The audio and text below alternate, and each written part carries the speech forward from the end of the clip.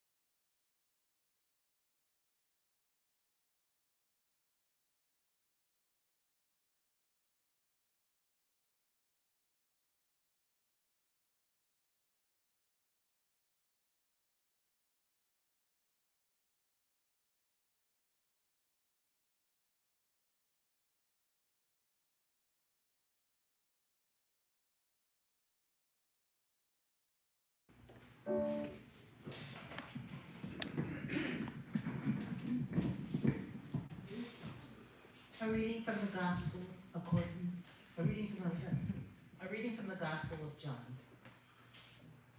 When he had washed their feet and put his garments back on and reclined at table again, he said to them, "Do you realize what I have done for you? You call me teacher and master, and rightfully so, for indeed I am. If I, therefore, the master and teacher, have washed your feet, you ought to wash one another's feet. I have given you a model to follow, so that as I have done for you, you should also do."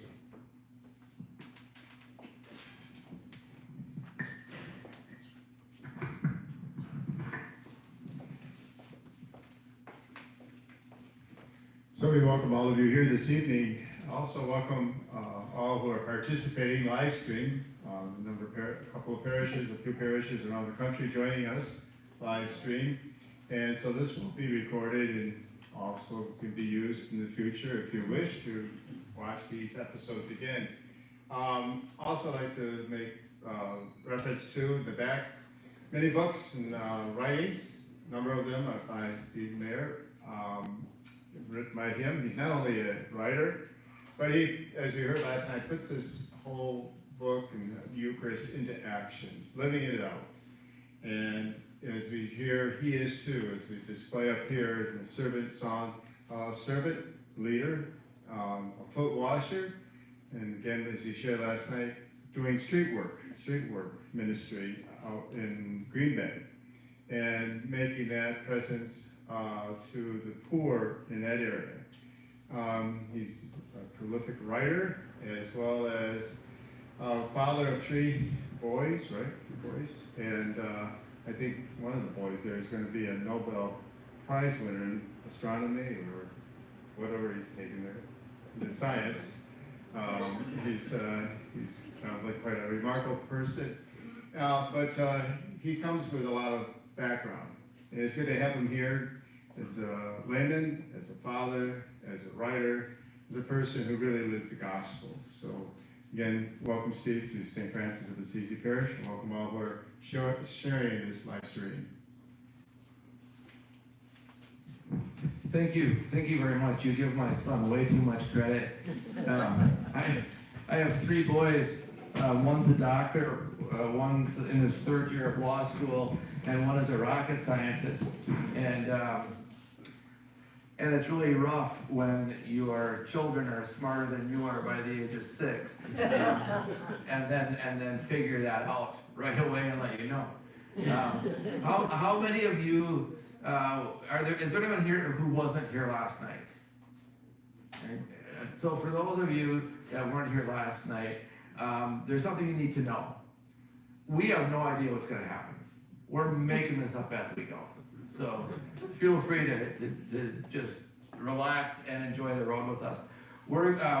Let's just get recentered on that mission prayer that we opened with last night. We can pray this together. Loving Christ, bread of life, wine of compassion, you broke yourself open and poured yourself out to become one with us, for us, in us, and among us.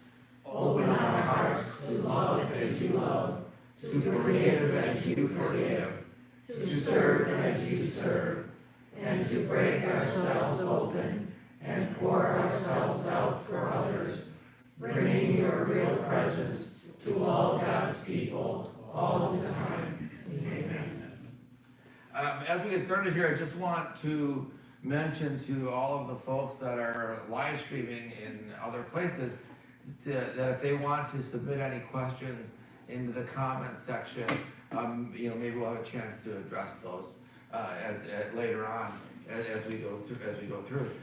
So as I mentioned last night, I'm from the previous century, from the 1980s, and one of the most popular references in movies at that time was The Breakfast Club. Seen it? I don't know if any of you. It's like, everyone who's under the age of 45 is like, what? No. It's like, but in the premise of the Breakfast Club is that these 5 students at a suburban high school in Chicago who are all very different. They're all of I think I maybe need to get a little closer. So these 5 kids who are different backgrounds, different, cliques, if you will, at that age, are all serving detention together on a Saturday in the library of their school. They're all there for different reasons, and they come into the room focused on what makes them different.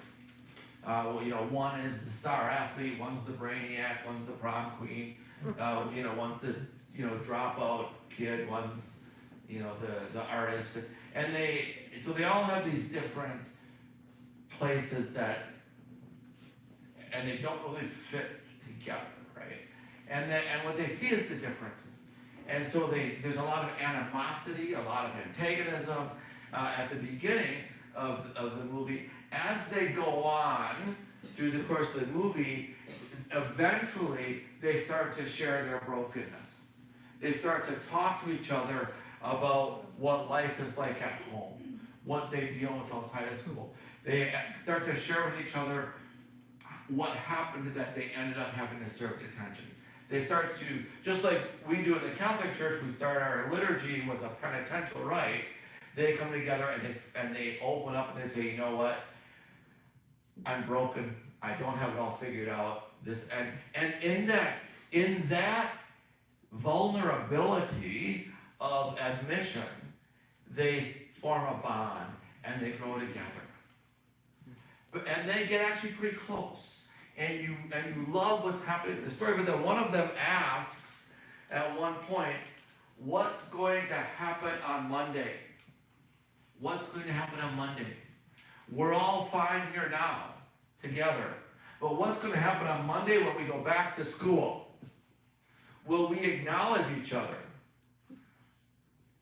The brainiac kid asks the prom queen, because he's sort of cast as a nerd in the social hierarchy of school, and he asks this really popular girl, will you acknowledge me? Will you say hello to me in the hallway? When your friends are around and people are watching, what's going to happen on Monday? And we live this Eucharist, we come together on the weekends, we come together for a Saturday or a Sunday liturgy, and we gather and we pull together, but the question remains, what's going to happen on Monday?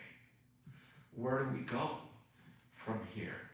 And it's a big question that we have to confront and deal with, and it raises the question, where does our Eucharist stop? A number of years ago in my own diocese, there was this huge uproar and public, oh my gosh, conversation about when does Eucharist start? We get all wrapped up and preoccupied in, when is the magic moment of consecration? When does it happen?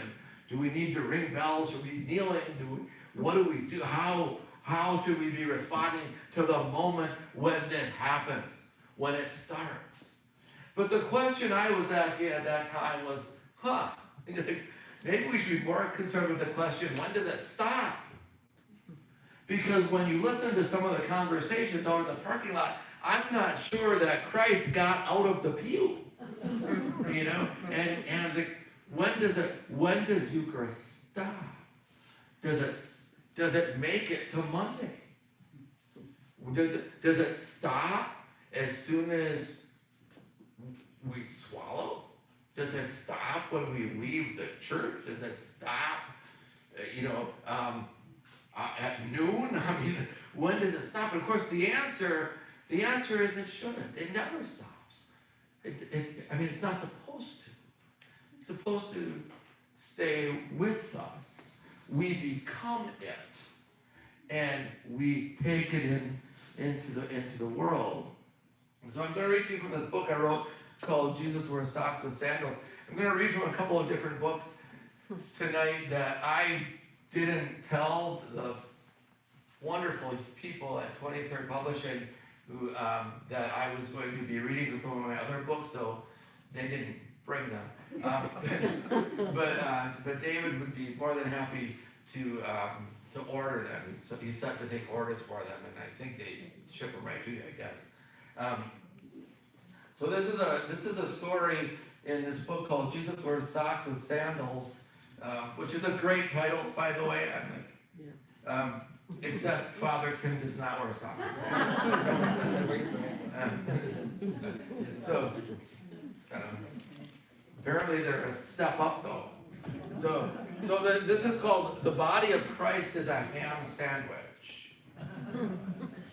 Lonzo postured himself as street tough, or at least as street seasoned.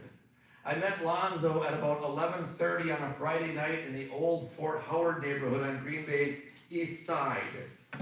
We were out with Streetlights Outreach, making small talk with people hanging in the neighborhood. Lonzo, a wiry guy in his mid-20s, was riding around aimlessly on a bicycle. He'd stop by our corner for just a minute or two and then dart off again. 5 minutes later, he'd be back. When I saw him coming for about the 5th or 6th time, I walked forward and intercepted him before he reached the corner. If I had learned anything on the streets, it's that people are tabernacles. They are typically locked and won't open themselves. You have to approach them reverently. Lonzo, it turned out, was in his second night of being homeless and hadn't eaten in 2 days. He didn't know where the shelters were or how any of the community meal programs worked, or even that there were meal programs. He carried himself with a hardened exterior and made it clear he didn't need help. I assured him I could tell. I could tell he was self-reliant and would be okay. But I also told him that others had cut knee breaks along the way, and I had a need to pay it forward. So I walked into a convenience store across the street and got him a ham sandwich and a bottle of Gatorade. When I returned and handed it to Lonzo, the tabernacle doors opened wide. Through tear-filled eyes, he poured out his heart and shared his story with me. All I gave him was a bite to eat. He gave me a profound understanding of a Eucharistic experience. Perhaps we struggle to understand the mystery of Eucharist because we focus so much attention on when it starts, on the mechanics of ritual and consecration. In the meantime, the more powerful question never gets asked. When does Eucharist stop? When does consecrated bread and wine stop being Holy Communion? As soon as you swallow it, when the Mass ends, when you get home? When does Eucharist stop being the very real presence of Christ? Never. The answer is never. It doesn't stop. Once we've accepted this mystery into ourselves, how we see everyone and everything changes. Catholics bow before the Eucharist, genuflect before the tabernacle, and kneel in adoration before the Luna-loaded monstrance. But if we don't show the same reverence for one another, why, we're reducing Eucharist to an object. When we participate in Holy Communion, we become the body and blood of Christ. And so does everyone else. That's a powerfully sacred thing. Saint Benedict wrote that we should treat all objects in life with the same reverence we have for Eucharistic vessels. And we should always greet one another as we would greet Christ himself. Eucharist never stops unless we ourselves put a stop to it. So while Eucharist is exceptional, it isn't an exception. It is an experience. The sacred reverence we experience as we celebrate Mass is exactly the same sacred reverence we are called to show for ourselves and everyone else every day of our lives. So I think we can do a better job of letting Eucharist make it to Monday, and then work on Tuesday, and all the way through. And again, at the end of our session last night, one of the questions we were talking about living the Eucharist, right? About letting people know that we're Christians simply by how we act and treat other people. We have a lot of work to do in our culture, and one of the issues that we're struggling with is how divided everyone is. And I believe we're often divided because we seek resolution to all of our problems rather than reconciliation. So the difference, of course, is resolution often leaves brokenness. Reconciliation calls us back to wholeness. Oftentimes, when we have a disagreement with somebody, could be someone close to us, a family member, could be a neighbor, could be people we haven't even met, but our immediate response is to resolve the tension, resolve the stress by getting them to conform to the way we see things. If we can just get them to behave the way we want them to, then our problems will be solved. It'll be resolved, or we can pass a new law, a new policy, some sort of new construct to force our way on everyone, problem solved, problem resolved. But there's still brokenness. We haven't reconciled. We haven't done the work of returning to wholeness. Eucharist calls us back to wholeness. The question that's put before us is, are we ready to choose wholeness over brokenness? And so when I was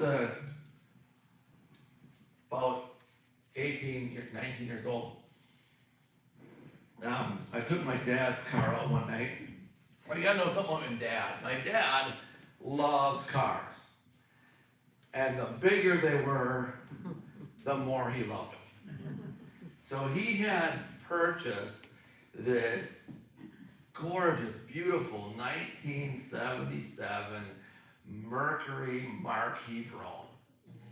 Shiny black, that thing was 42 feet long, and it had the engine of a bulldozer. And it was amazing. He was so proud of that car.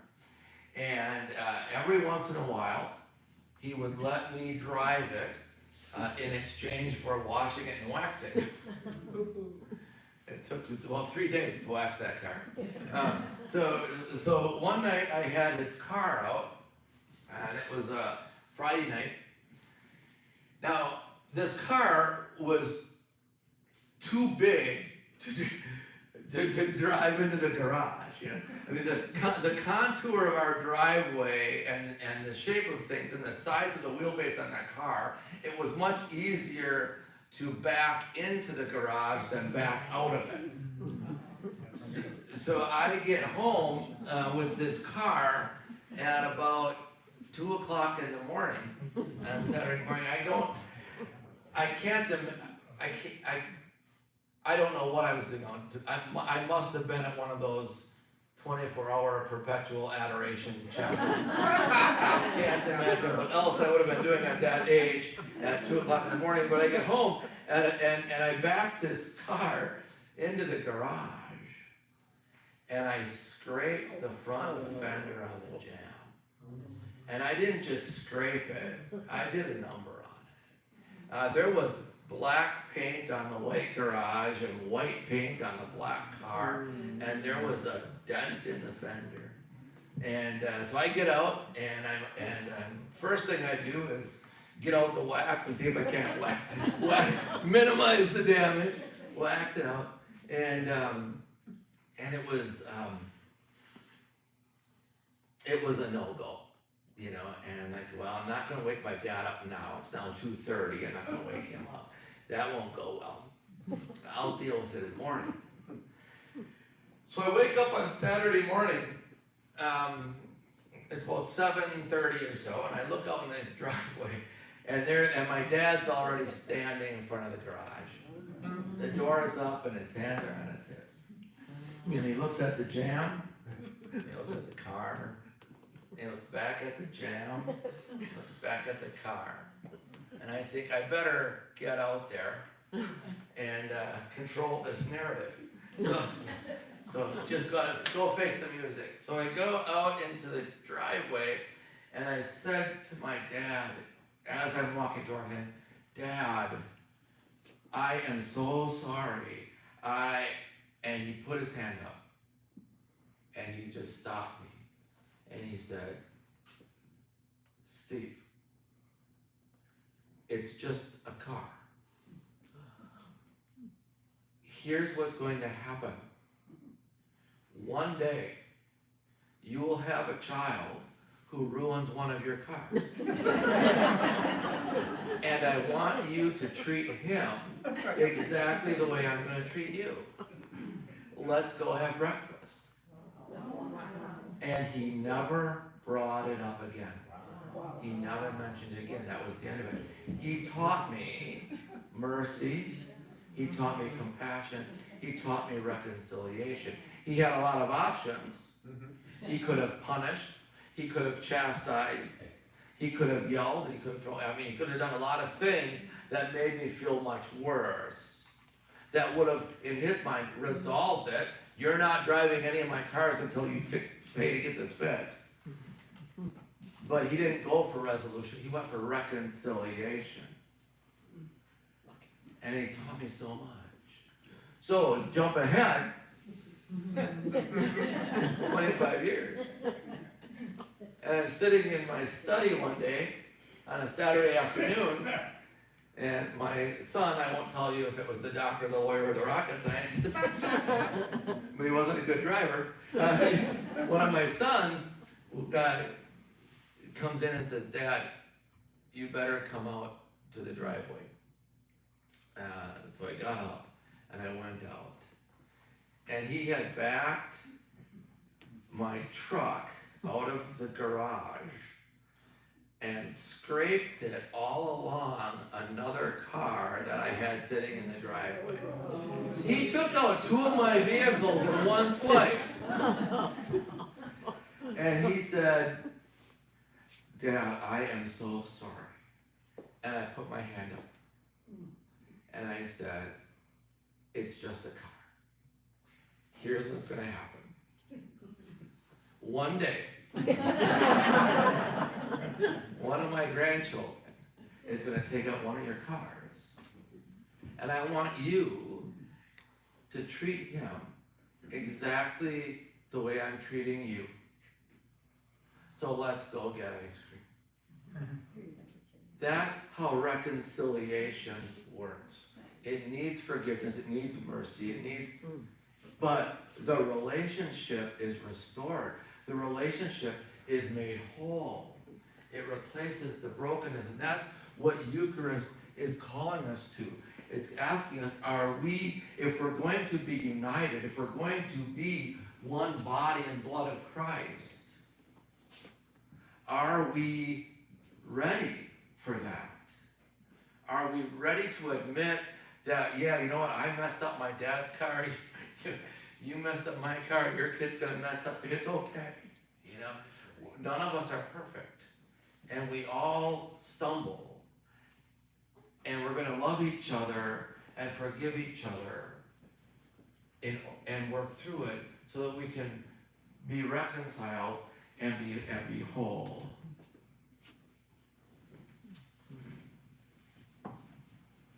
This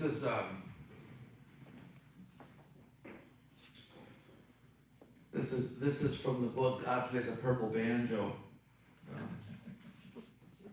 It's the story called A Poke at the Pops. A fight broke out at the Boston Pops on an otherwise ordinary Friday night.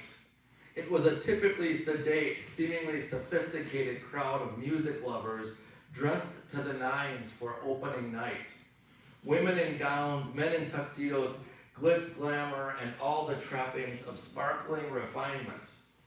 Apparently, one gentleman tapped the shoulder of a fellow patron and requested the honor of his silence during the performance. It seemed reasonable, as one customarily attends a concert, to listen, not to chat up those around you as one might during a baseball game.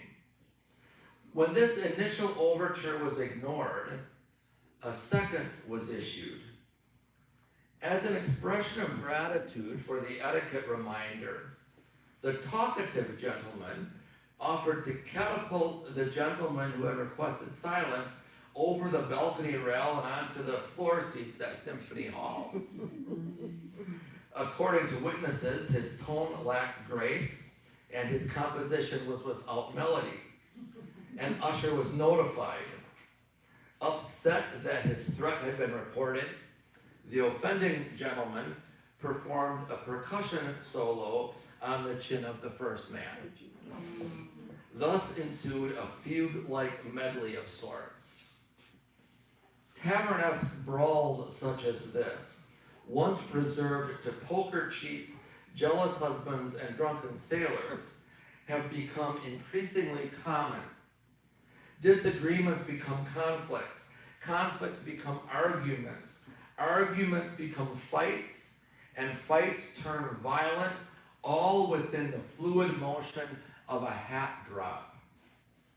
From parents punching youth baseball coaches to guns fired in road rage, the cool head of civility has been usurped by omnipresent anxiety.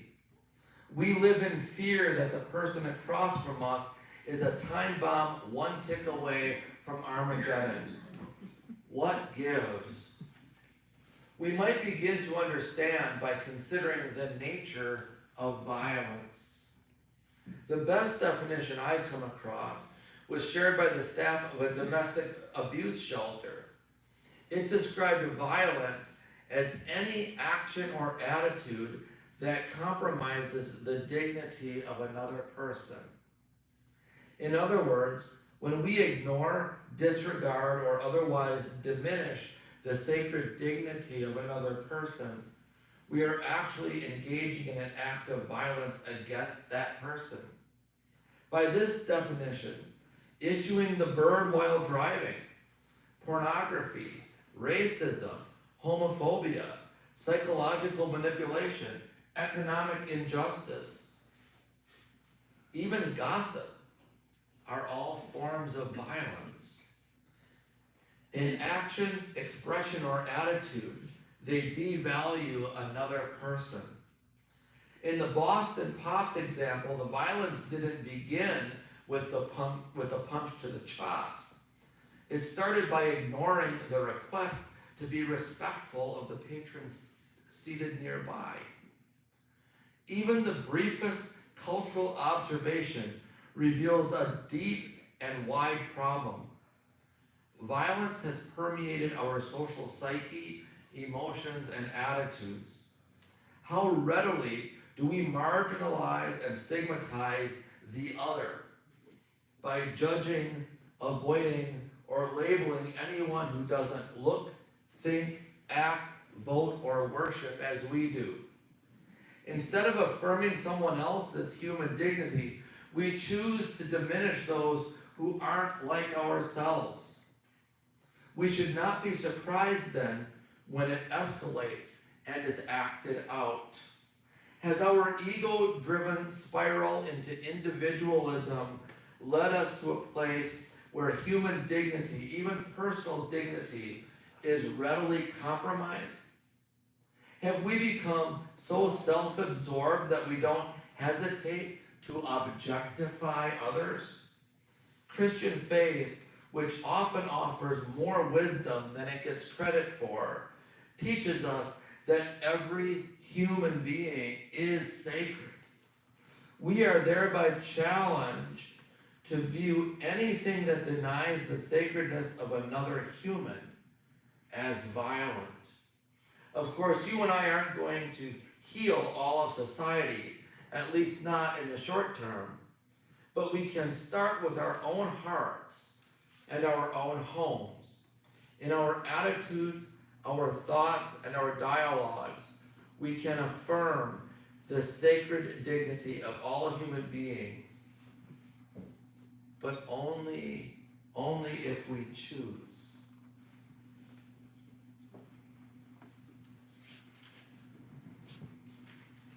We don't think about Eucharist and Holy Communion as a response to the divisions and dualities in our world, and yet that is exactly what it is.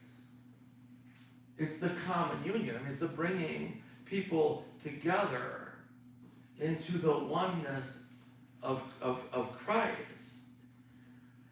But we have adopted this psyche of what I always think of as forced choice fallacies. Everything has to be right or left, red or blue,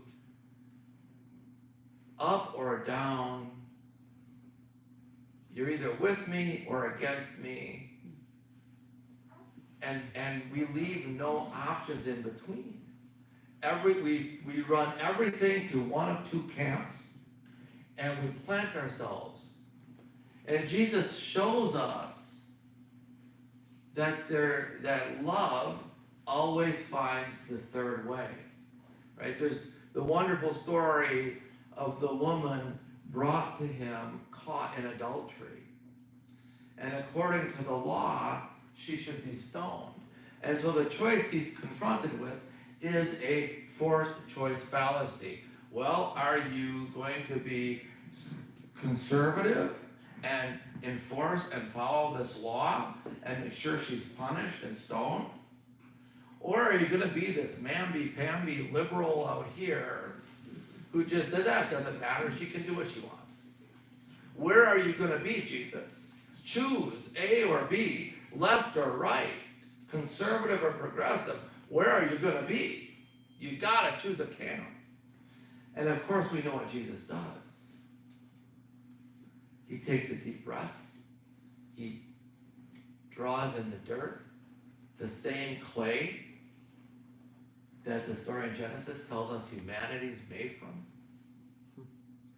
And he says, let the one of you without sin cast the first stone. The third way, admit to your own faults, failing, and brokenness. Admit that you're a pilgrim still on a journey who hasn't figured it all out yet. Start there and do that. The third way. It doesn't have to be one or the other. We see it again when he's confronted about paying the taxes to Rome. Well, do we pay the taxes to Rome? Yes or no? Are you going to capitulate or rebel? Are you the conservative or the progressive? Where are you? And he says, give to Caesar what is Caesar, give to God what is God's. Look for the third way. It doesn't have to be that. Eucharist calls us to a holistic existence, to a whole life that doesn't run into this entrapment of A or B, yes or no, right or left, one or the other. It's got to be these two and only these two. These are the only options, because our God gave us a creation that has far more imagination than that limitation. And the Eucharist says, one body of Christ, whole, integrated, unified. We are all one. The separation that we've created is an illusion. I'm going to draw here from the psychologist Ken Wilber. Ken Wilber, he looked at all of the different types of ologies, right? He looked at psychology and sociology and anthropology and theology and human development, and he's noticed that all of these different ologies identify stages of growth and development. And when he laid all of them on top of each other, he noticed there's a pattern, that they all follow a pattern of 4 steps that start with egocentrism, and then secondly, what we're going to call ethnocentrism, then pluralism and universalism, and we'll walk our way through these a little bit, because when we're at the egocentric stage, which we all are up until about the age of 7, 8 years old, there is no one in the world but us at that point. I care about me. Now, some of us are still there when we're 48, but when we live in this egocentric place, life's all about me. When we move to ethnocentrism, we care about my people, my family, my friends, just my people. All right? And so we'll see that in human development, we'll see that a lot. Middle school, high school, I'm all about my school, my tribe, my people, my friends, my crew, right? That's just, we grow through that. That's natural, but in our development to go through what we would call ethnocentrism. Then we move to pluralism, all right? So pluralism is this idea that, wait, it's not just my people, I care about your people too. Yeah, I got my school, I got my tribe, I got my family, my peeps, but you got yours, and your people, those are good people too. And I don't just care about mine, I care about yours. I don't just care about my nation, my party, my people who think like me. I care about everybody, I care about others too. So it's not the separation, we start to come together. And then the fourth one is universalism, in which we realize there is no us and them. We're all one. We care for all God's people. Now, Ken Wilber argues that so much of the friction in our world today is that half of us have evolved through the generations to pluralism or even universalism. Half of us, roughly, in our nation, are still mired in egocentrism and ethnocentrism, where we care just about ourselves or our own.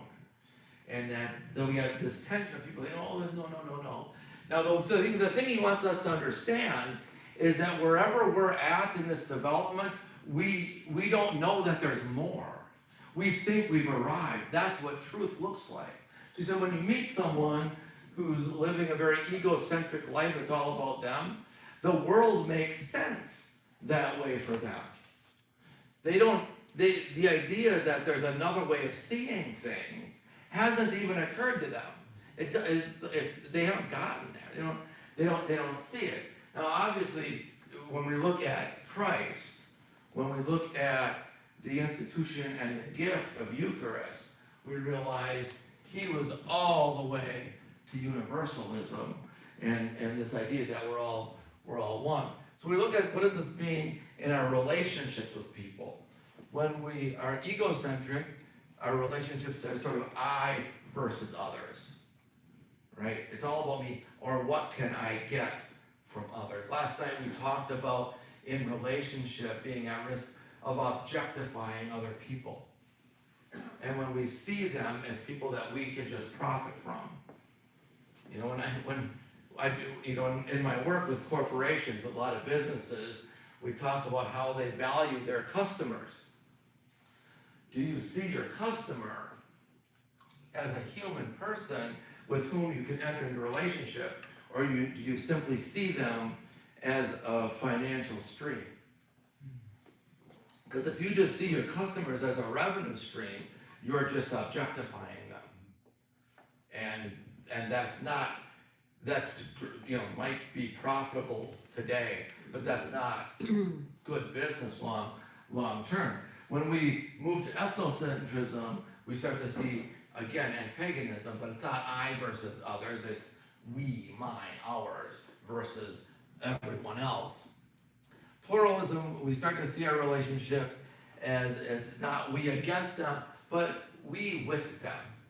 We're together. It's like, yeah, there's us and there's you over there, but we can do this together.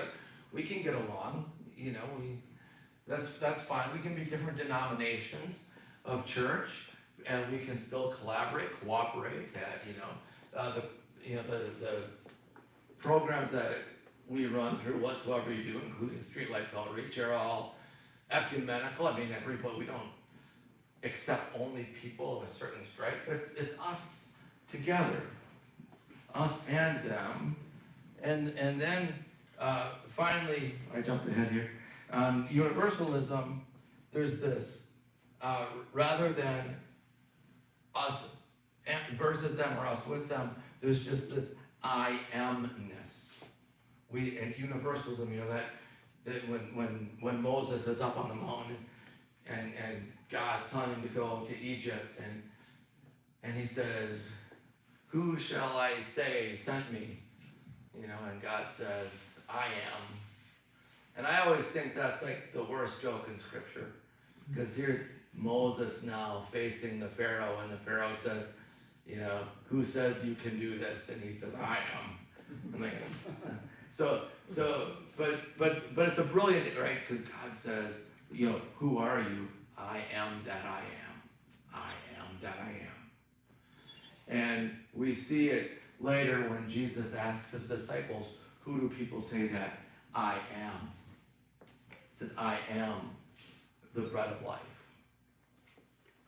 The I am, that defining wholeness of, you know, when Rene Descartes walks in, you know, crawls in the cave to try to prove that there's a God, and he comes out and says, I think, therefore I am, the sum total of all existence. In the Aramaic language, the word for God is Allah. Allah. And if you break down the word parts, they mean all that has a life. The al sound that we still use today, the word alleluia, right? All, the universal oneness, and the breath of life, aha, Allah, all that has life. I am. And so when we get to universalism, our relationships enter into that. And Eucharist calls us into that holy one body of Christ. When we extend this thinking to our relationship with God, you can see how it affects our image of God, right? Because we extend ourselves in their egocentrism. We see God as a rewarder and a punisher. That's what children understand, right? When they're 4 and 5 years old and they're first introduced to God. And that's an imprint we have to be careful of, because if they never grow out of it, then they're sort of stuck there as seeing God as someone who's either going to give me what I want and reward me, or punish me, but it's all about the power in relationship as it relates to me. When we move to ethnocentrism, we see the relationship with God being about chosen people. There's a master and a subject, and we see this in our Old Testament scriptures, right? And we see that in some denominational religion, even today, that our relationship with God is at this ethnocentric stage where we're chosen. I have a cousin, you know, who's of a certain ilk that has decided that I am not among the 72 people who are chosen. And so he is, apparently. Then we have people who are, when we move to pluralism, right, there's this awakening to the idea that all are children of God. We're all one with God. And then finally, under universalism, where Christ is trying to move us toward in his lifetime and in his love and in his Eucharist, is this idea that God is love. God is not separate from us. See, in ego, in the first three stages, there's separation. And when we get to this universalism, there's no more separation. There's only one body of Christ. As St. Paul says, we are many parts, but we are all one body.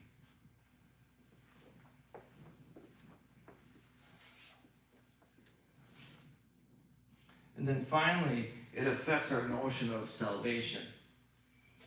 Right? So in when we're in egocentrism, our motivation for relationship with God, right, is reward. I get to heaven. We see heaven as a reward. And that's what we learn when we're 4 and 5 years old, 6 years old, because that's the stage we're at. When we move to ethnocentrism, we start to think, well, the chosen get to heaven. My cousin says I'm not one of the 72 who are chosen and going to get to heaven. But it's that like there's a club, right? And then in pluralism, we go, well, everyone can get to heaven. And then ultimately, when we get to this universalism of entering into experiencing, sharing, becoming one body of Christ, broken and poured out for one another, we realize that the kingdom is at hand. There's only oneness, because we're all part of that. And this is what Eucharist is really calling us and inviting us to become part of, this one body of Christ.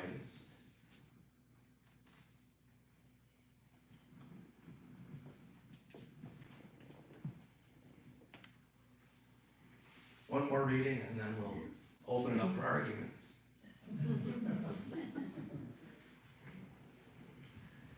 If someone had told the 21-year-old me that I would become a spiritual author and one day write the book I'm holding in my hands, I would have wondered what they had stirred into their coffee.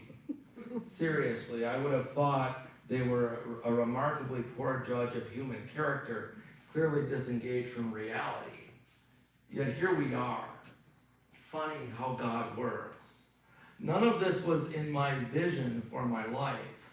My notion was to use my talents to become a political satirist. I imagined myself writing witty books and columns that laid bare the truth about human society in a way people could no longer deny or ignore. This is how I would help humanity grow toward harmonic unity with one another. Yeah, I was ridiculously naive. Also, however, I was keenly aware that I oughtn't to be in charge of my own life. I mean, goodness. I was the type of guy who wore a Bart Simpson t-shirt that said, "Don't have a cow," to the birth of his own child. A guy like that shouldn't try to run his own show. My only saving grace was in recognizing this about myself. So I agreed to a very sincere arrangement with God. God runs the show and I do the grunt work. God leads and I follow. Not surprisingly, God chose to lead me down a path other than political satire. For this, I am grateful. Eventually, I grew to understand and appreciate that our Creator has a far greater interest in moving hearts and stirring souls than in making laws. I won't speculate as to the reasons or the wisdom for that, but that's how Christ went about his work as well. Jesus gifted us with a much better path to walk toward a life of unity, harmony, peace, and love. Eucharist. We needn't rely on the proceedings of governments and other civil structures to pave humanity's way toward happiness and joy. We can do it ourselves by breaking bread together. The question I am most often asked by friends and family members who have wandered from their Catholic roots, whether actively or passively, is why do I stay? Their perspective is often coming from a broken heart, a heart that has felt the Christ-like pain of betrayal or rejection. Most often, it's an honest question more than a challenging one. Why do I stay? The answer is easy and obvious for me.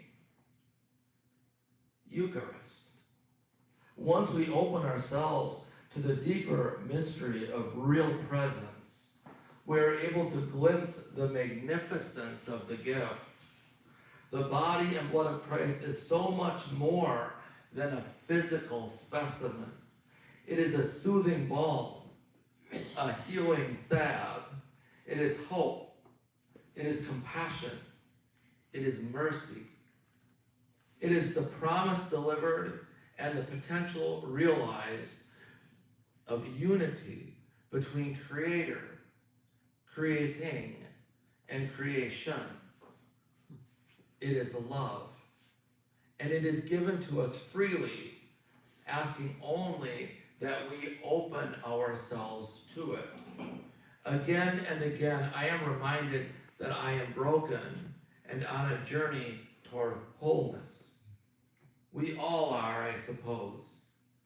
The gift of Eucharist and the joy of living a Eucharistic way of life brings us into real presence with God, with self, with others, and with all creation.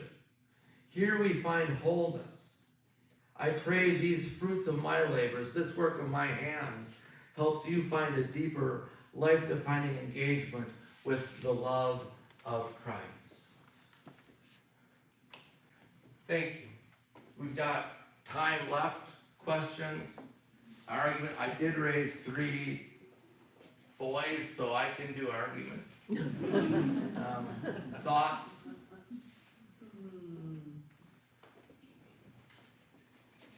Yes. After the session last night, my wife and I were home, turned on the news, and asked, we kept saying, how's this gonna end? And Hamas will be no more. There'll be killing young, innocent children. All the things that appeared so clearly as what possibly could end. And you talked tonight about a third way. And it just, all the time I was listening to you, I was saying, yeah, that's the way it can end. If we just open ourselves up to it. So I guess my suggestion is we send you to Gaza. For those of you who are watching on the live stream, the question started with the turmoil in Gaza and ended with a suggestion that I get sent there.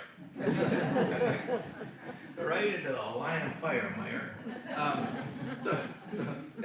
Thank you. But we can see what's happening there. We see when we're stuck in that place of ethnocentrism, where everything is a duality. You're with us or you're against us. It's us versus them. And that has been embedded and enculturated for generations. And if we think that through violence, we're going to somehow fix that, we are just utterly naive. Because all violence does is fuel that division with more hatred. Right? All it does is spiral it down and make it worse and worse, and it gets more and more entrenched. So the idea of bringing people together, finding common ground is appropriate, but so overused it becomes a cliche. But instead, looking for the third way.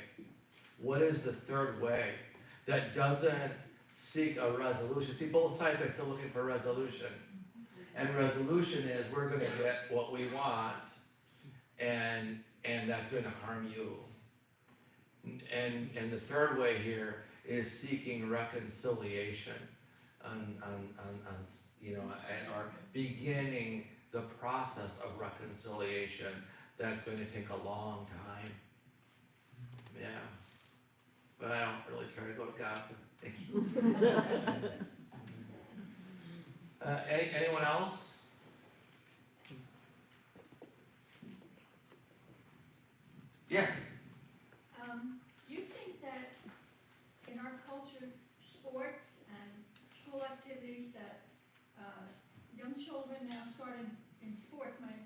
grandson's 4, and he's already doing baseball and then doing soccer and then continues in school. And in sports, I'm thinking of Vince Lombardi, and I'm paraphrasing him, but he said something like, winning is everything. It's only to win. So from very early age, it's always versus, rather than with. Yeah.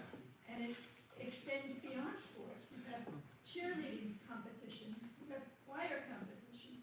Everything is versus. Right. So as Americans, we're brought up not to think with, but we're thinking versus, right from an early age. And I don't see where with is taught or experienced. Look at Congress, everything is versus rather than with. And I don't know how to change that mindset. So the question, I'm going to paraphrase, but I think it's astute.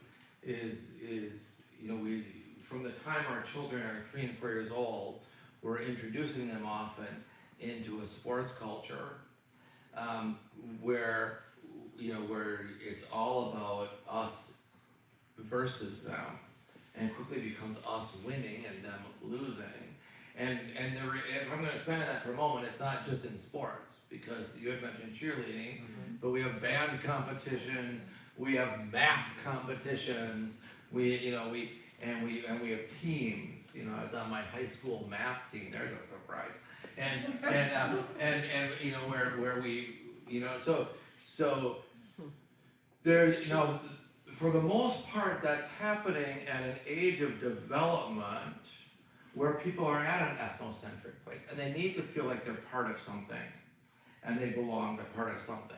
So, and I don't think it's inherently unhealthy, right? I think that the opportunity to build a sense of agency, capacity, belonging, togetherness, teamwork, I think there's can be value in that. I mean, Jesus had his, he had his disciples, right? I mean, he had his own posse, right? And I think that's probably too much of a scriptural word, posse. I try to avoid those big religious words. So that's part of our human experience. But what we're not doing, and this is the point I think you were astutely making, is what we're not doing is we're not balancing that and showing how to move into collaboration, cooperation, mutual respect, right? So we try to teach, even in coaching, I coached a lot of youth soccer for many years, raising my boys, the value of teaching respect for the other team. The value of I always remind the boys on my teams that if the other guys had the same color shirt on they'd be the best friends in the world, right? That this is a game, and we're just a bunch of kids kicking a ball around in the park. Like it's not winning or losing is largely irrelevant. But you gotta teach that. You have to plant those seeds. Last night we spoke a little bit about being sowers of seeds, and we have to plant those seeds for our children and our grandchildren all the way through to introduce them to this idea of not thinking all of life is monopoly, right? Yes, thank you. Well, I have a question. One thing, I was just thinking about that as far as sports, and I think they do try, even though the coaches probably, who knows, but at the end of the game, they all go and supposedly shake each other's hands. So the point being is that there are rituals in sports, and good coaches are coaching their players to go shake hands after games, and I think that good coaches are making the effort to do that, and they are trying to make that happen. There's a great TED Talk by Simon Sinek And I can't remember the name of it, I apologize, but if you go to TED.com or you go right to YouTube and search Simon Sinek, he has a great talk about business and how businesses that are preoccupied with competition don't do in the long term nearly as well as those who are just focused on mission and collaboration. And it's wonderful, very well done. And the problem with being so preoccupied with winning, that it doesn't that winning is so short term, and that when we focus on that, even in business, we run into trouble in the long term. And the value of transcending that and focusing on how we bring people together in pursuit of common mission. And that's really what church is. That's what Eucharist is. That bringing people together in pursuit of common mission, which is to bring us all to this kingdom of God that is an experience of universal love, right? Anything else? I really hate to cut you short on time. I expected you to have, more perplexion. Yeah. What's your best forecast for where we're gonna be 20 years? That's like, my best forecast on where we're gonna be 20 years from now. I don't know about the timeline. I really don't. But there are a couple of trajectories that we see going on in the world right now, right? One is a trajectory of convergence.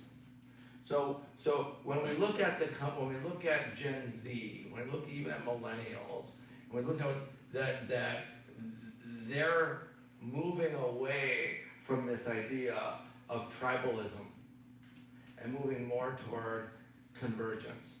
The generations coming up are much more ready for at least pluralism and accepting and open, and you talk to someone who's 21 years old right now, they can't understand on any level why there would be pay disparity between men and women.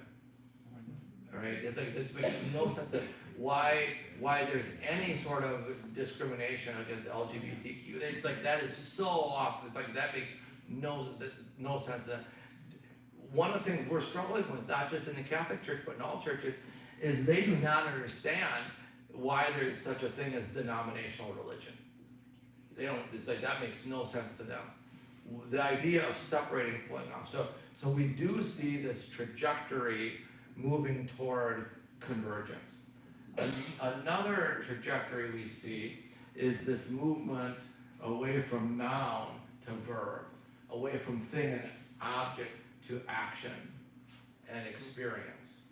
So we see in these generations less interest in owning the car, more interest in just paying to use the car. Less interest in owning a really big home, more interest in having a home, but having enough cash flow to travel, go for dinner, have experiences. So we're seeing this idea of moving away from institution and object to experience. So when I look at these objects, and the reality is, you talk to my son Adam, who's 25 now, and so many of his friends are online around the world. He gets on and he plays games. And interestingly, back to a lot of these online games are not necessarily combative. You get on a team with other people and you might be playing against the computer, right? So they build teamwork. So you have people from all over the world, and he gets on at different times because people in Australia or England, or people that he knows that he's met and doing it. So there is this more of this sense of together. So when I look at the trajectory, I'm hopeful. I'm hopeful that the swell coming in the next generations will move us. So I actually do have a lot of hope. You know, I said, one of the things we struggle with as Catholics is that our children actually did learn what we taught them. And I mentioned last night, now they hold us accountable for it. And so I think there's hope there. Now what could mitigate that is if we keep in our national, international politics sowing seeds of hatred. If we keep sowing seeds of hatred and division, we could slow that way down. But if you look at human history, going back to the Renaissance, the trajectory has always moved continuously toward inclusion and the advancement of human dignity. Right? And we've gone through some tough battles, but the reality is the movement over the last several hundred years has been toward more validation of human dignity and inclusion, and let's, global poverty is at its lowest level ever. So I have hope. I have hope. I'm an optimist, but I think faith demands that we have hope. I believe. Father Tim. Just maybe think about what's taking place in Rome right now. Yeah. Because what are your thoughts on what is the synod, on synodality, and your hopes for that, or what do you see this being? This is a significant moment in the church. So the question, because the people who are streaming online probably didn't hear in the back of the room from Father Tim, the question is what does this whole idea of this movement toward, I believe, a more Eucharistic life, universally, what is that,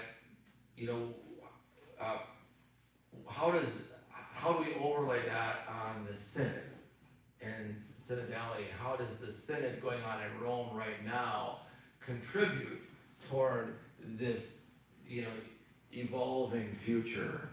And my first response is the fact that it's happening contributes a lot.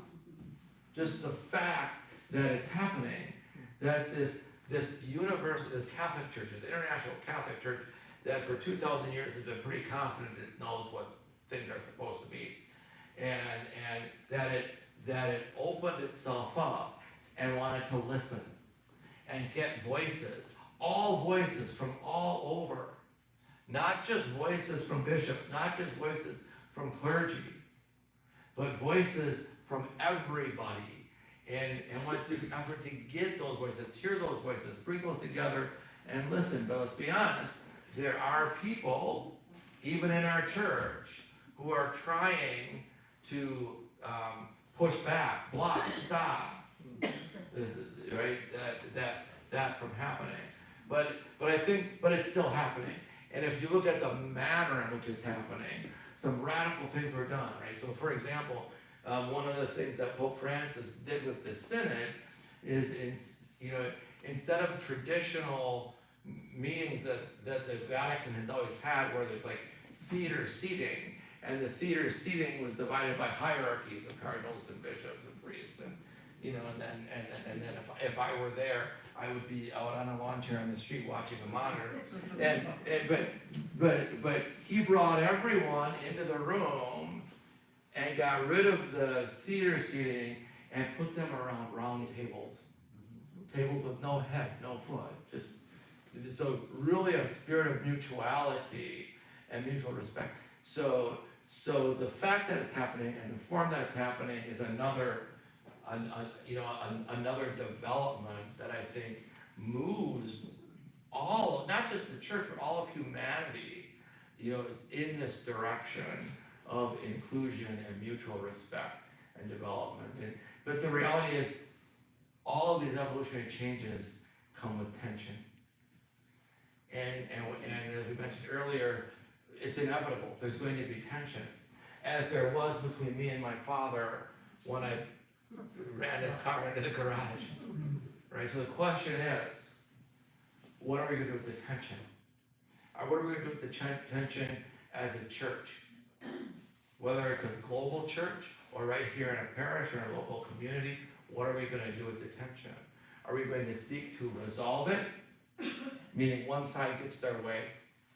Or are we gonna seek to reconcile it and bring people together in wholeness that restores and doesn't leave brokenness?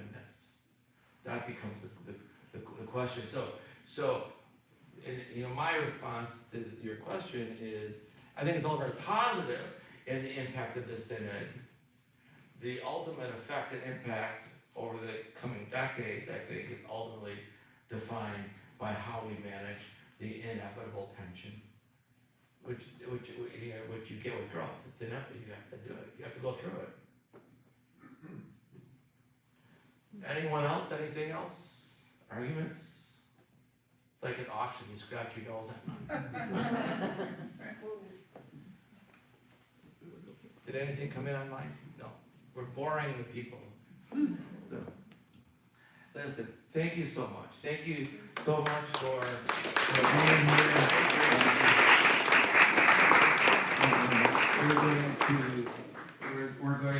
We're going to gather for Mass tomorrow, and I'll be offering a homily there that's going to be bringing a little bit more. I'm not just going to summarize. The point of the homily isn't to summarize. It's to give us a little bit more to think about as we move forward into life. And but please pray with me the mission prayer.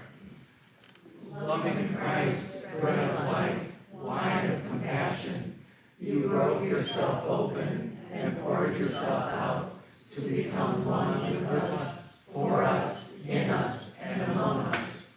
Open our hearts to love as you love, to forgive as you forgive, to serve as you serve, and to break ourselves open and pour ourselves out for others, bringing your real presence to all God's people all the time. Amen. Thank you very much. I so much appreciate you being here.